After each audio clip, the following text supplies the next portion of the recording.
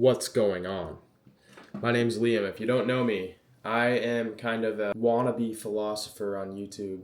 I'm 20 years old. I just read a lot of books and think probably too deeply about topics, and then I talk about it on YouTube. So I pretty much do things and then talk about what I do, and maybe it'll save you some time. Maybe it won't. Maybe it's just entertaining. I don't really know. But I'm going to talk today about this ritual that I have on Fridays, which I think could potentially be my ideal schedule if I were to work and be the most productive. Currently, I'm in college, so I don't actually have the ability to do this every single day. But if I could, this is what I would do. And when I do it, I am the most productive I ever am. So let me break it down for you. And there's a few key aspects. You don't have to do all of this, but maybe some of this can be useful to you and some of it you can leave. So just hear me out. First things foremost, I like to, on Thursdays, after having done school, whatever type of work I've done, I like to go to bed whenever I want and wake up whenever I want. So that is key number one. Now, typically this just abides by my regular sleep schedule. It's not anything different. But if I'm tired, I go to sleep. If I'm not tired, I stay up, read, whatever. When I wake up, no alarm. And this is probably the biggest key number one for my most productive schedule is I leave my phone. I do not even look at it because during the week, as in Monday through Thursday, the phone is a necessary evil and I can't really get away from it. But it really does infect your mind in the way it works for the entire day. So on Fridays, I have the privilege to leave it and not look at it for the entire day. And so what you'll notice about this routine is that it's kind of a renunciation of a lot of the typical things, but I actually get a lot out of saying no to all these things. So number one is the phone.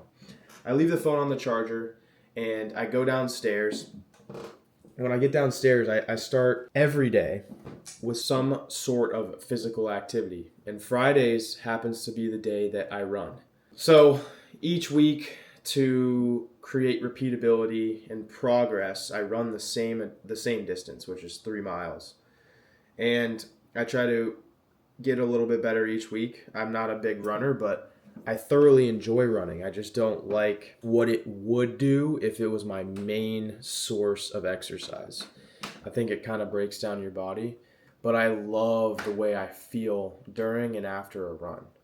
So that's step number one. I go for a run. And this is priming the body and priming the brain to get ready to work. And then when I get back, I'll drink some salt.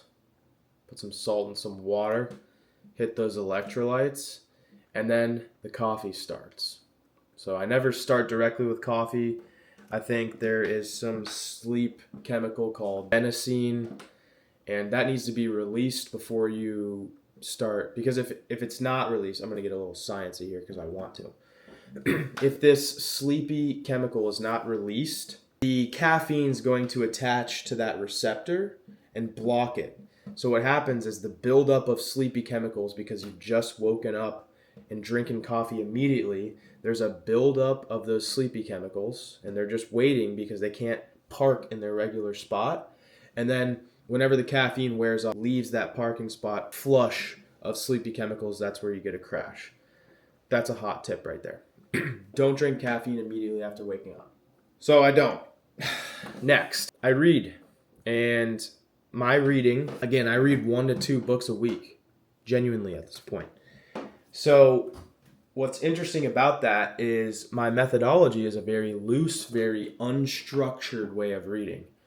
I have a stack of books on the coffee table downstairs, and whichever book I feel like I'm gravitating towards for that day, which there's always one, that's the book I pick up. It's not, oh, I've been reading this book, I need to finish it all the way through. I just pick up the book and read it. If at any point while I'm reading, I feel like I don't want to read that anymore, cool, I don't. I get a different book. But it usually ends up being about an hour to 2 hours of reading, and I just let my mind run on whatever book it is. And that is my nearly my favorite part of the day because the coffee has a lot of nootropic effects.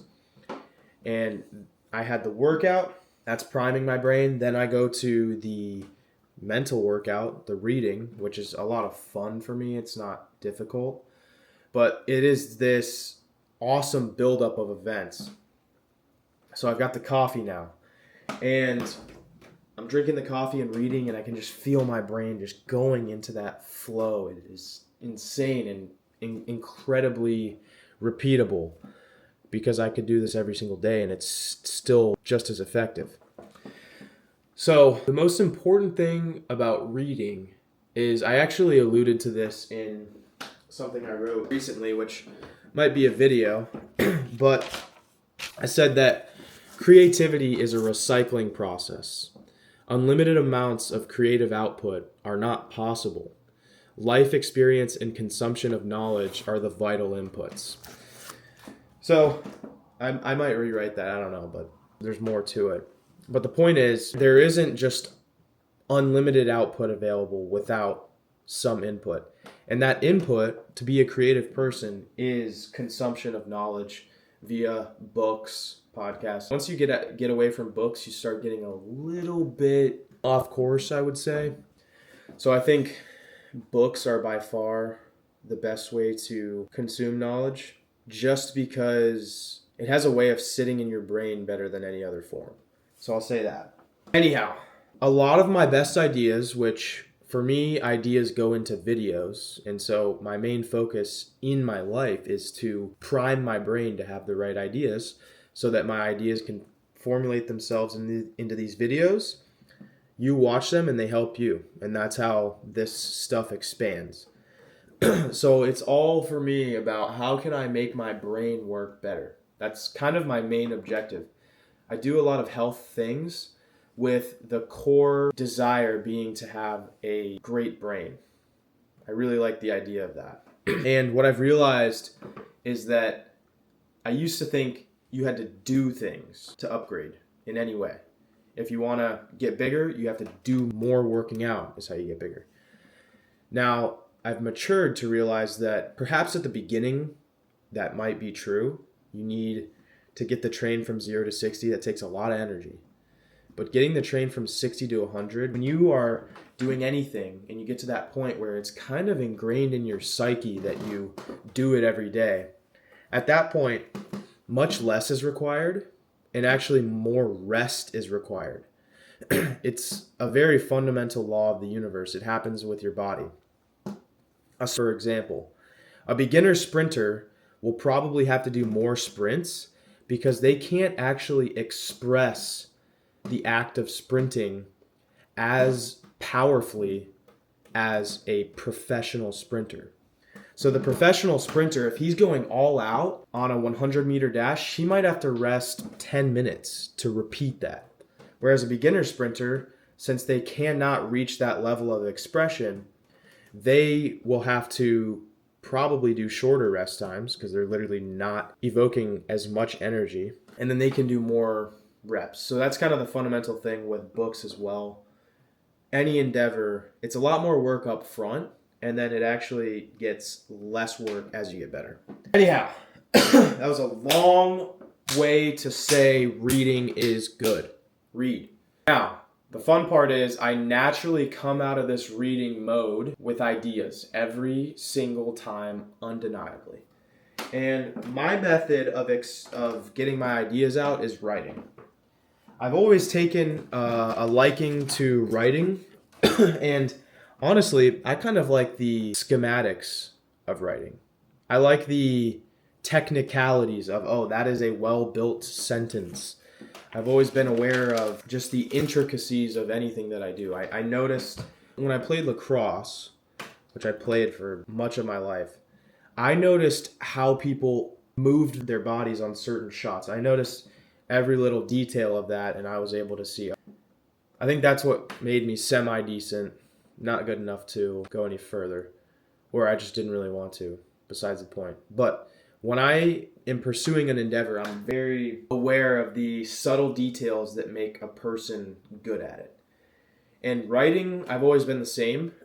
So I've read 2 books on how to be a great writer, and there's one called The Art of Plain Talk by, I think it's Arthur Fletcher or something Fletcher.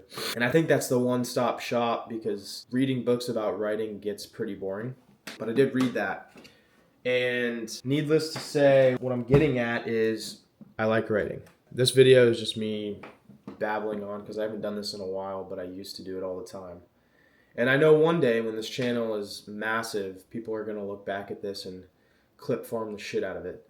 So I write stuff down, and I usually do that for an hour and a half. Then I film, and that's what we got going on today. I have just done this routine, and that's how this video has come to be. And when I get done making this, I'm going to probably make more videos. And the last thing I forgot to mention about this routine is that the entire time fasted, no food. So if you want to understand the science of why fasting is great for your brain temporarily, even if it's just waiting till lunch, I am certainly the highest productivity in that state. Now, I read a book by Aldous Huxley where he's not a scientist, but he did reference some science, might be outdated. It makes sense though. When you have no food, your brain is no longer running on glucose, which it primarily runs off of.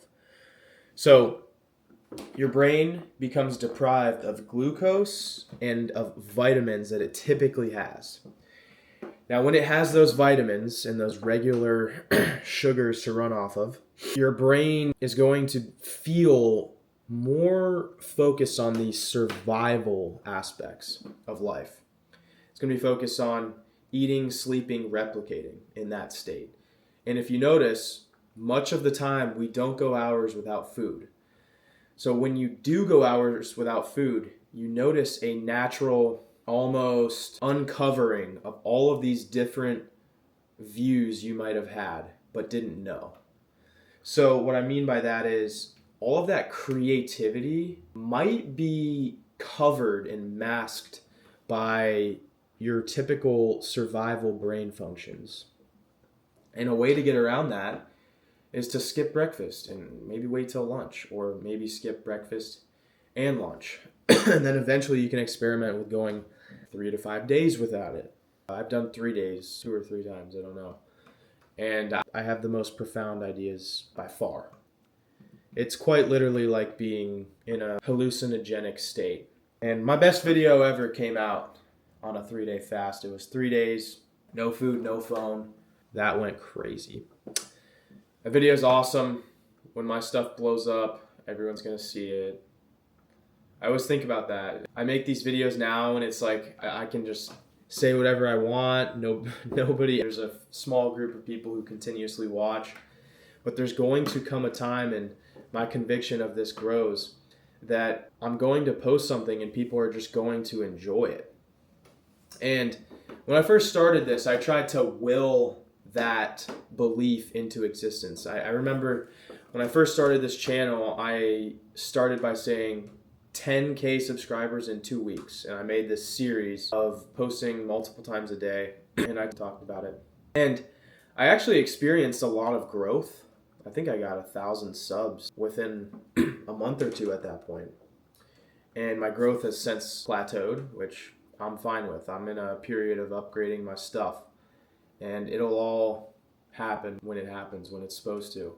But it's funny because my subscriber count hasn't changed, but with every single video, I'm more and more convicted of the fact that this thing is going to expand. And I know that all these things that these creators talk about where they say, oh my gosh, I was at blank and I got recognized by a fan. That's so annoying. All these things I kind of look at and I think, wow, that is going to be me. And I also realize that I haven't actually been doing this that long. And my quality of content has come a long way. So I'm really excited, and I'm very passionate about doing this, if you can't tell. I'm just so happy that I started it when I did and didn't wait I think I'd be severely depressed if I didn't have this, because I feel like this YouTube gives me this, it's kind of this conduit that I know that things are going to align how they're supposed to as long as I keep doing this. And the more I believe that, the more peaceful I am in my everyday life. So this video, I just wanted to make a video where I said whatever I wanted, and I semi-structured it around a routine that you might be able to follow. And obviously I veered off path a little bit along the way, but that's kind of my style, and that's kind of the vibe I'm in right now. So if you're here, you're here. If you're not here, you're not.